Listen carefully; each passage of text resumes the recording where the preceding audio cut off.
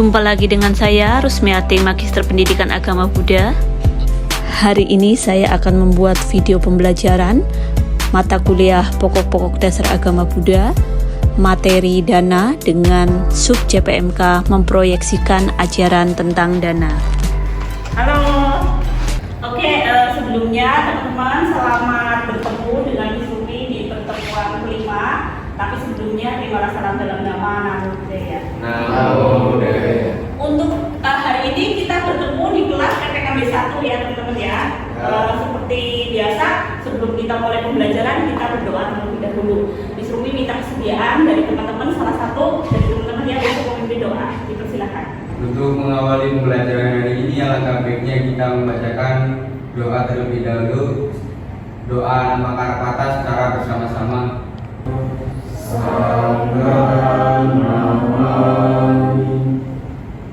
Untuk kebahagiaan semua makhluk, mari kita mengucapkan Sade Saka Bawadu Sutitaka. Semoga semua makhluk hidup berbahagia.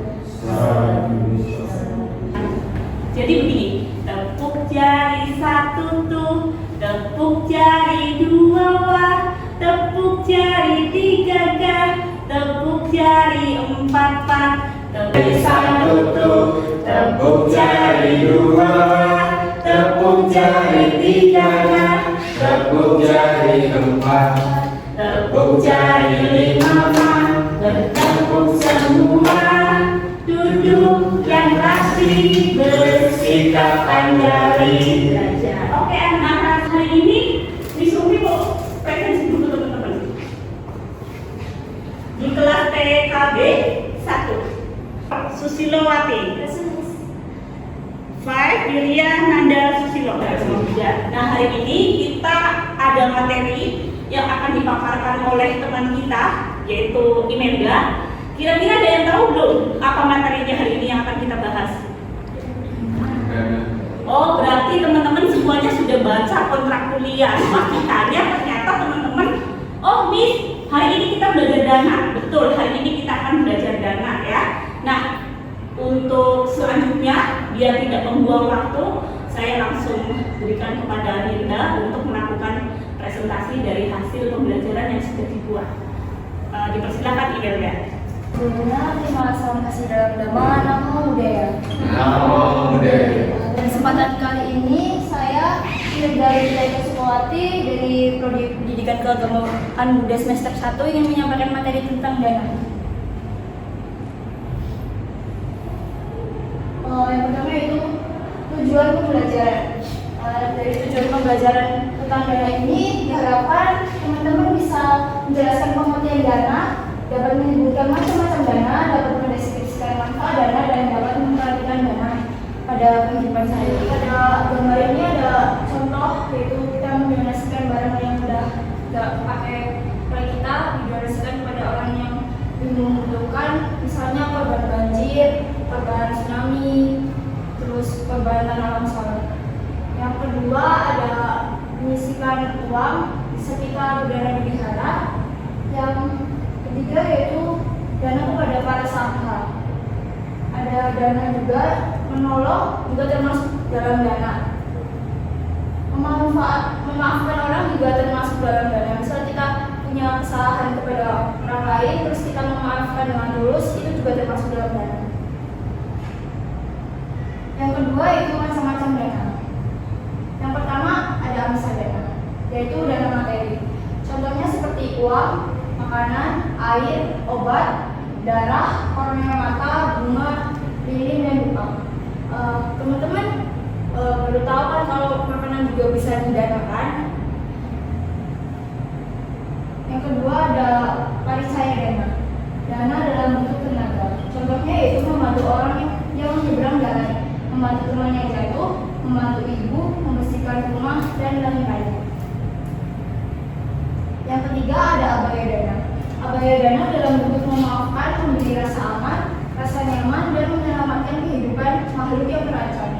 Contoh yaitu yang pertama meminta maaf jika bersalah. Yang kedua memberikan maaf kepada teman yang melakukan kesalahan kita. Yang ketiga memberikan rasa aman dan menyelamatkan hewan dari bahaya. Yang keempat ada dhamma dana.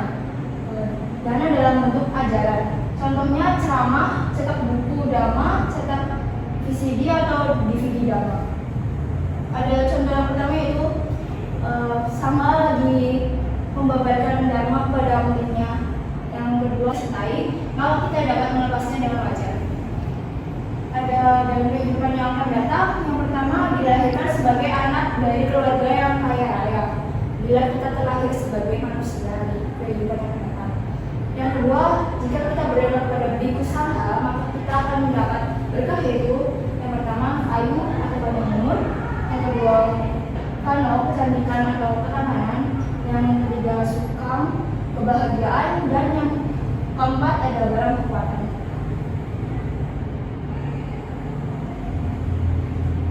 Setelah memahami penjelasan mengenai amsadana, percaya dana, dhamma dana, abaya dana, silahkan buat 3 kelompok dan praktikkan salah satu dari 4 jenis dana tersebut.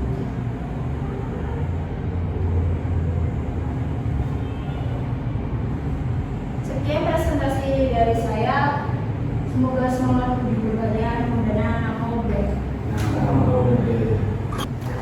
Oke teman-teman, demikian presentasi dari Melda.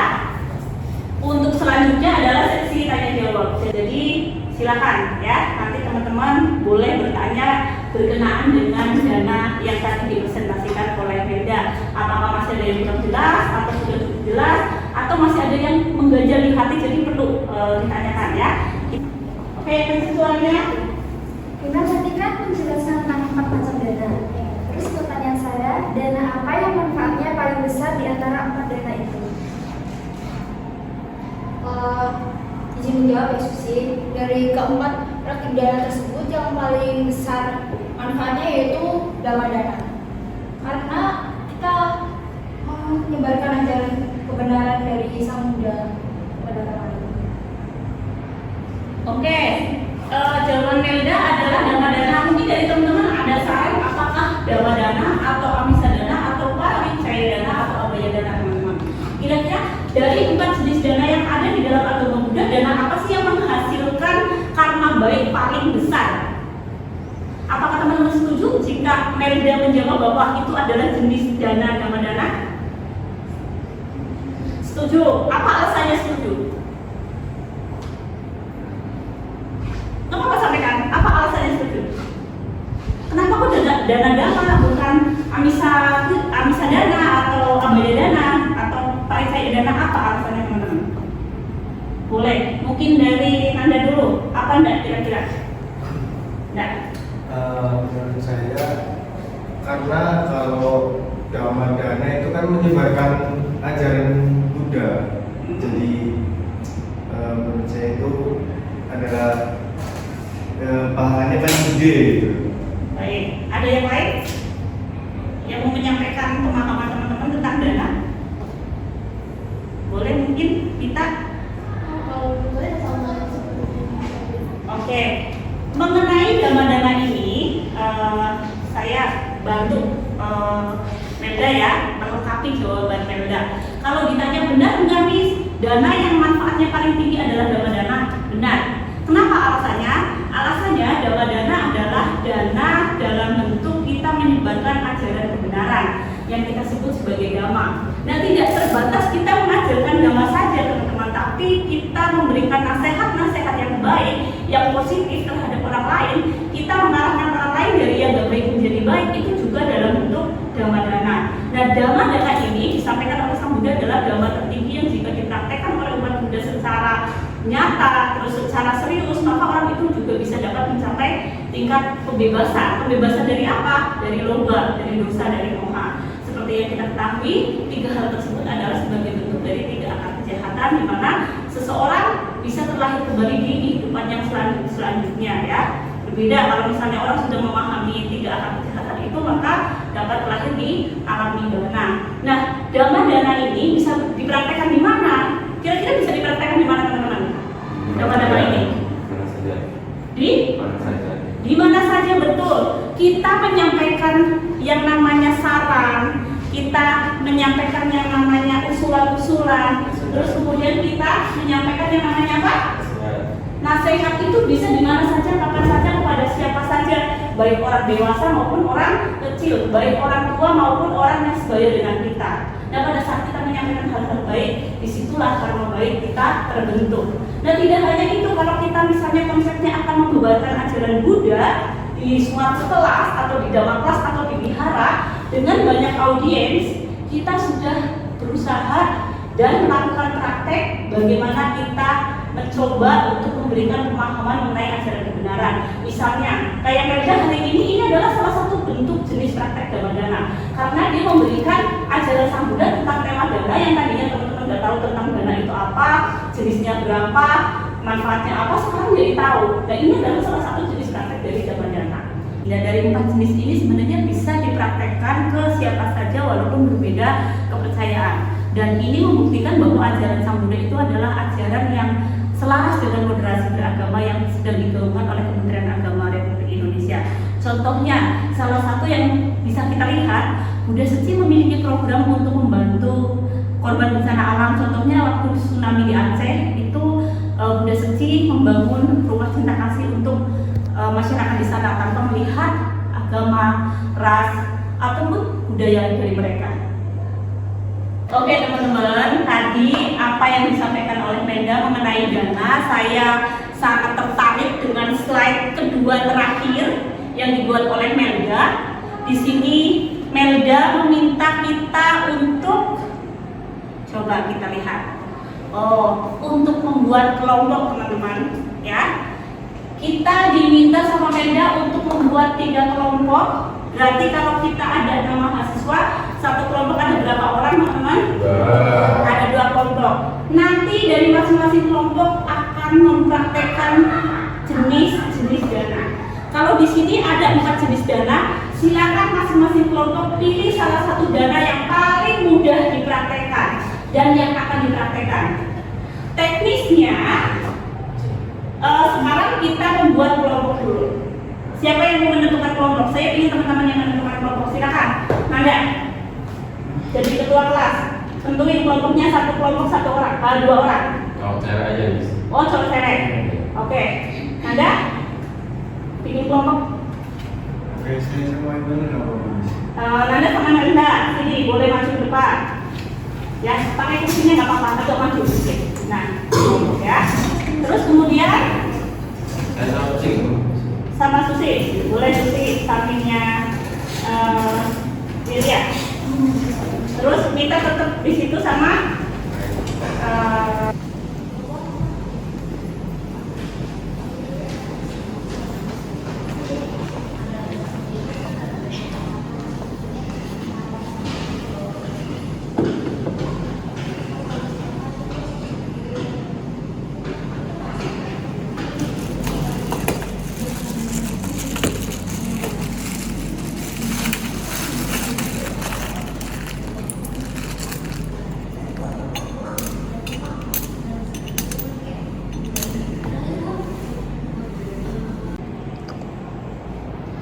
Oke teman-teman, tadi sudah melaksanakan praktek dana ya, dari 4 jenis dana yang ada di agama Buddha. Berarti sudah lengkap. Untuk tugas hari ini sudah terselesaikan semua oleh teman-teman mahasiswa PKB semester 1. Terima kasih atas partisipasi dan kerjasamanya dalam proses pembelajaran di mata kuliah pokok-pokok dasar agama Buddha. Semoga apa yang kita pelajari bermanfaat untuk kita, untuk orang lain, dan untuk pengembangan diri kita ya. Dan saya akan tutup perkuliahan hari ini dengan mengucapkan salam dalam dhamma, Namo Buddhaya. Namo Buddhaya. Untuk selanjutnya mari kita tutup pembelajaran hari ini dengan berdoa. Silakan kepada teman-teman yang mau memimpin doa dengan kesediaannya, dipersilakan.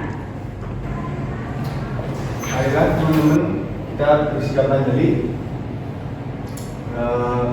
Untuk menutup kelas pada hari ini, marilah kita membacakan arti dari nama Karapata secara bersama-sama.